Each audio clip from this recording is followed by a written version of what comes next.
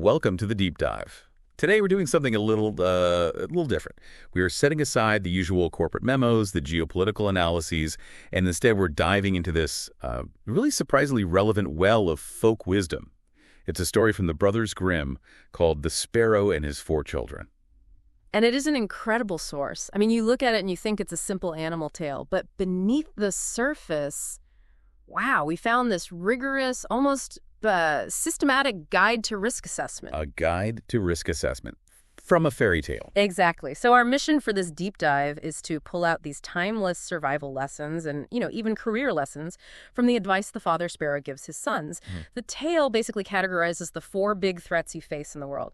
You've got commercial deception, corruption in power, then specialized labor ambush, and finally, spiritual insecurity. Okay, let's unpack this. The context here is, it's pretty brutal. These four young sparrows are ripped from safety. I mean, they're forced into the world way too early because some bad boys destroy their nest. Yeah, they lose their physical home, and this is the crucial part. They lose those essential foundational warnings from their father. They're just completely unprepared. So they're thrown right into the deep end. Right into the deep end.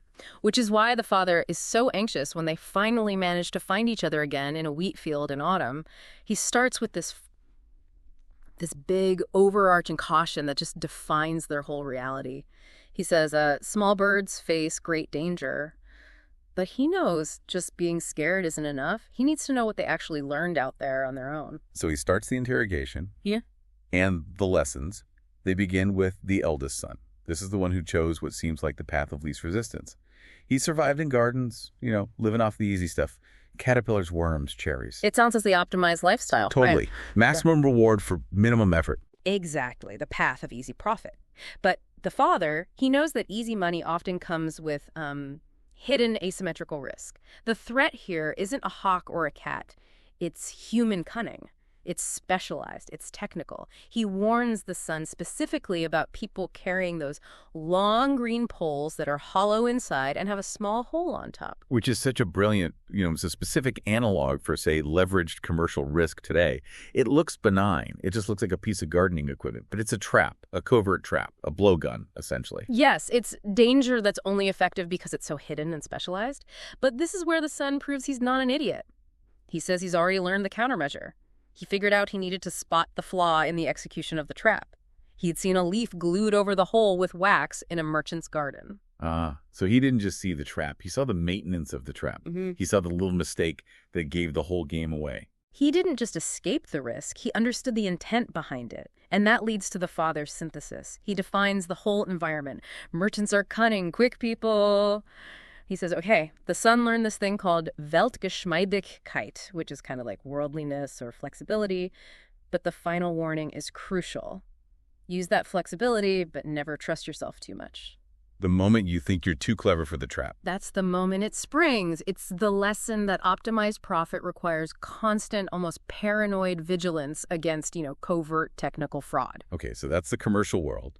Now, the second son, he goes for the highest stakes environment you can imagine. Right. Power. Yeah. He survived Zoohof at court.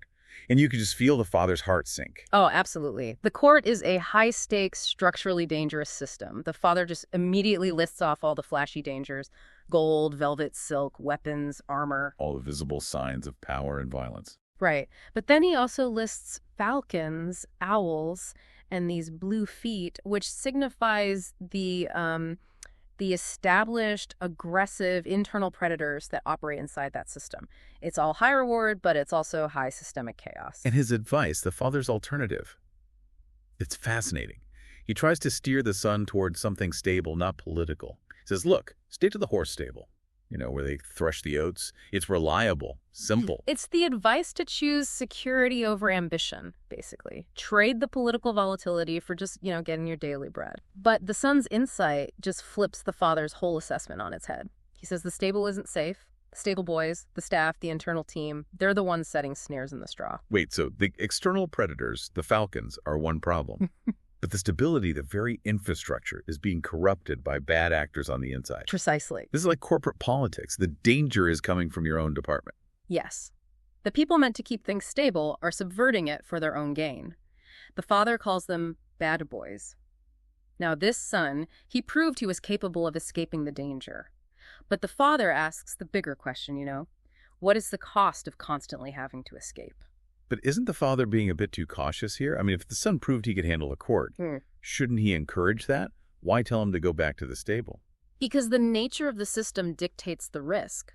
The caution isn't about the son's ability, it's about the inherent toxicity of that environment. Even if you are the cleverest bird out there, the father warns, and he quotes a proverb, wolves often eat the clever little dogs. Yeah.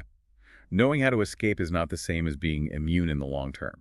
When you operate in a place that's fundamentally corrupt, your own cleverness might just make you a more interesting target. That makes perfect sense. Cunning buys you time, but it doesn't buy you security in a system that's designed to consume. Okay, let's move on. The third son. His path was completely different. Not commerce, not power, but just sheer hard labor. He survived on public roads and highways, using a bucket and rope to find crumbs. So transient, exposed, working for every single bite. And here, the risk shifts again. We're moving from subtle deception and systemic corruption to immediate physical ambush. The father's warning is based on a classic tell, a classic indicator of an attack. Watch out when someone bends down to pick up a stone. That's the universal split-second signal of danger when you're out in the open. So that's the spontaneous threat, the crime of opportunity. But the son, he learned to anticipate something more specialized. He developed this counter-knowledge that goes beyond that. He says, what if the attacker is already carrying the weapon, preemptively? He saw people carrying a stone in their shirt or their pocket. And this is a really crucial distinction for you to grasp. This knowledge came from watching miners, specialized laborers. They commonly carried these tools, these stones, when they were traveling. So this isn't random violence. This is recognizing the specific planned danger that comes with a certain professional class. Okay, so if the first son dealt with the covert risks of the rich, the merchants, and the second son dealt with the systemic risks of the powerful, the court, then the third son is dealing with the specialized risks of the working class, the miners. Exactly. The father even classifies this threat. Miners are working people, scheming, calculating people.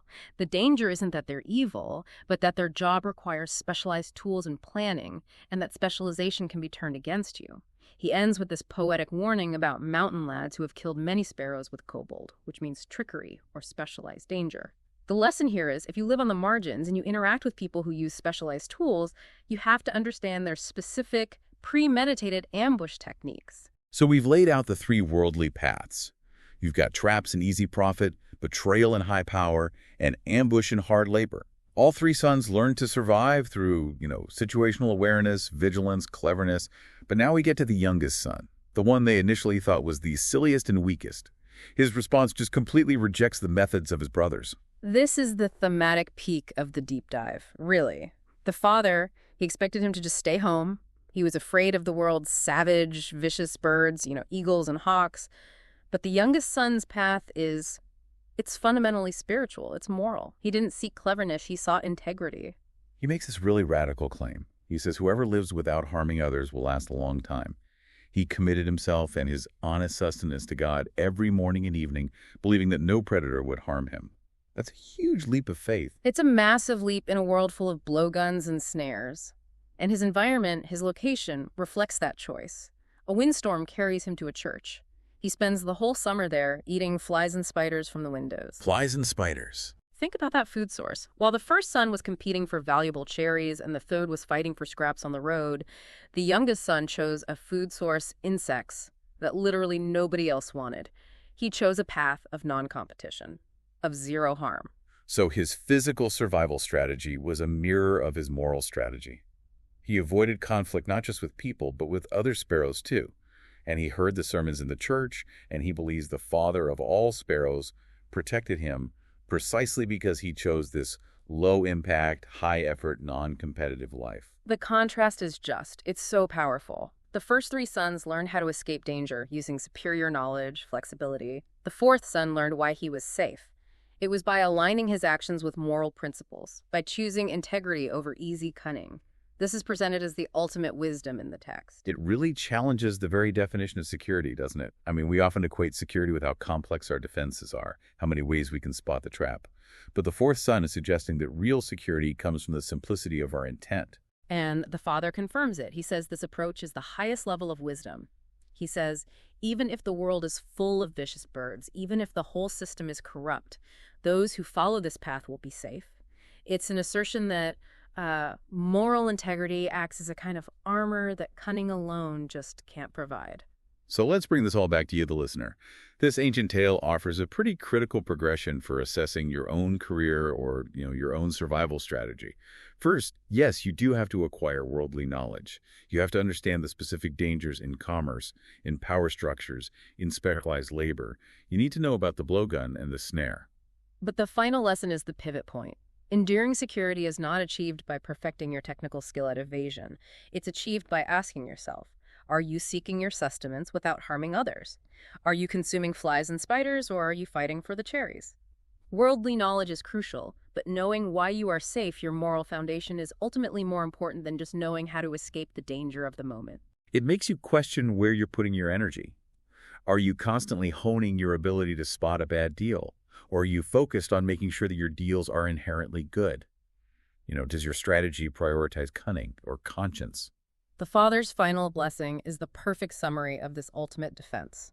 It's a list of virtues that are meant to replace pure cunning. He says the greatest protection is for those who commit their cause to the Lord, who are silent, suffer, wait, pray, use gentleness, act slowly, keep faith, at a good conscience, pure. That is the playbook for lasting survival. Silence, suffering, waiting, gentleness. These are hardly the buzzwords of the modern corporate playbook. They are not. And that's really the final provocative thought for you to carry away from this. In your professional life right now, if you were forced to abandon one, your cunning or your conscience, which one would you be relying on for your safety tomorrow?